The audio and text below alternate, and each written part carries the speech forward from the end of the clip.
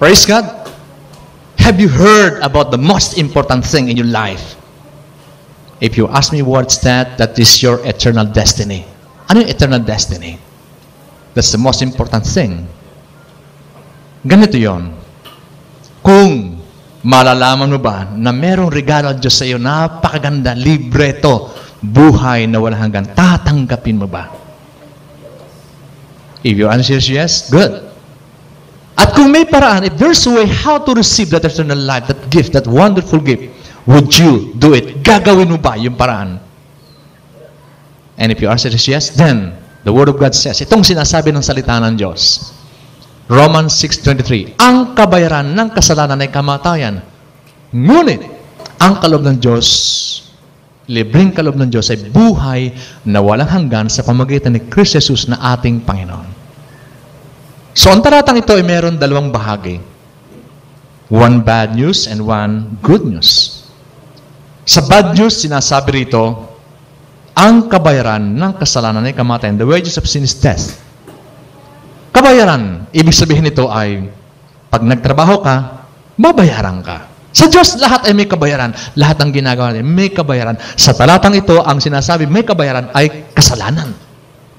Sa atin ang kasalanan ay yung ginagawa natin, pagsasalita ng masama, pagnanakaw, pagpatay, yan ang kasalanan. Pero bunga lang yan ng totoong kasalanan. Ang totoong kasalanan ay yung ating attitude na pagwawalang bahala sa Diyos at sa Kanyang salita. So kung tayo patuloy na magwawalang bahala sa Diyos, ito yung magbubunga ng kamatayan. Pag sinabing kamatayan, separation, paghiwalay. Physical at spiritual, that's what separation. Sa physical na kamatayan, hihiwalay yung espiritu sa iyong katawan.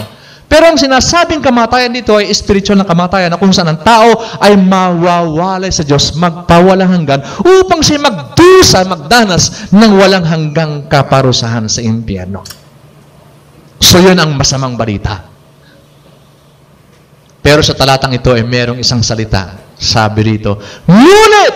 Wow! Ibig sabihin, may pag-asa. Ibig sabihin, may ginawa na ang Diyos. Ibig sabihin, hindi mo na kinakailangan maranasan ng walang hanggang kaparusahan sapagkat merong libreng kalooban Diyos, buhay na walang hanggan. Iyan ang mabuting balita.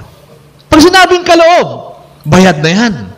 At ibinibigay lamang natin sa mga taong mahal natin, pinapahalaga natin, ganun tayo kahalaga sa Diyos. Ganun tayo kamahal ng Diyos. Binibigyan tayo ng libreng kaloob. At ang makapagbibigay lamang nito, Diyos. Hindi kayang ibigay ng iglesia, hindi kayang ibigay ng pastor, kahit sino hindi pwedeng magbigay na dahil ang kaloob nito, Diyos lamang makapagbibigay dahil ang kaloob nito ay napakalaga buhay na walang hanggan. Ibig sabihin, makakasama mo Diyos sa walang hanggan, sa kanyang kaharian, walang hanggan for all eternity. Wow! What a wonderful gift. So, sinabi natin, may kaloob. Positibo, may kaloob. Ang tanong, papaano natin ito matatanggap? Ang sabi sa talata, ang libreng kaloob ito'y binayaran na ni Kristo Jesus na ating Panginoon. Sino ba si Kristo Jesus? Ang Panginoong Jesucristo ay bugtong na anak ng Diyos na namatay sa krus, nagbuhos ng kanyang banal na dugo, yun ang ipinantubos sa atin sa ating mga kasalanan. At kailangan gawin natin siyang Panginoon. Wow! Pag sinabing Panginoon, siya na may-ari ng iyong buhay, ng iyong oras, ng lahat ng meron ka, siya na nagmamay-ari at siya na may control, siya na ang magdidikta anong gagawin natin. Ibig sabihin ng Panginoon. Dalawang bagay para siya maging Panginoong totoo sa ating buhay. Una, magpahayag tayo. Ipahayag natin na tayo ay makasalanan. Aminin natin sa Kanya na tayo makasalanan at ating isuko yung ating buhay at pagkapasya sa Kanya. Kinlanlin natin siya bilang totoong Panginoon ng ating buhay. Yamang sinabi mo kanina, tatanggapin mo kung meron, at gagawin mo kung may paraan. Manalangin tayo. Right? Mahal na Ama, salamat po sa bugtong mong anak na ibinigay mo bilang tanda na yung pagmamahal sa akin. Nagbigay siya ng kanyang buhay sa krus para ako'y tubusin sa aking mga kasalanan.